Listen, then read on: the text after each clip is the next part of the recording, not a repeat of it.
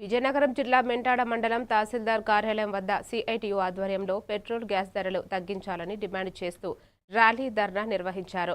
ద్విచక్ర వాహనాలను కాళ్లతో లాగుతూ వినూత్న నిరసన చేపట్టారు. పెరుగుతున్న ఇంధన ధరలతో సామాన్యులు ఇబ్బందులు పడుతున్నారని సిపిఎం పార్టీ కార్యదర్శి రాకోటి రాములు విమర్శించారు. పన్నులు తగ్గించి 2022 ధరలకే ఇంధనం అందించాలని డిమాండ్ చేశారు. లేకపోతే ఉద్యమాలు ఉధృతం చేస్తామని హెచ్చరించారు.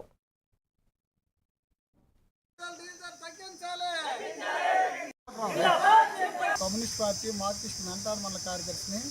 ఈరోజు ప్రపంచవ్యాప్తంగా అమెరికా, ఇజ్రాయెల్ కలుపుకొని ఇరాన్పై దాడి చేసి యుద్ధం చేసి సుమారుగా లక్షలాది మంది చనిపోయారు. ఈ నేపథ్యంలో పెట్రోల్, డీజిల్ ధరలు విపరీతంగా పెరిగాయి. 15 రోజుల క్రితం వరుసగా 4 సార్లు డీజిల్, పెట్రోల్ ధరలు పెంచారు. నిన్నంటేనే గ్యాస్ ధర కూడా పెంచారు. దీనివల్ల సామాన్యులు, సన్నకారు రైతులందరూ కూడా ఇబ్బంది పడుతుంది.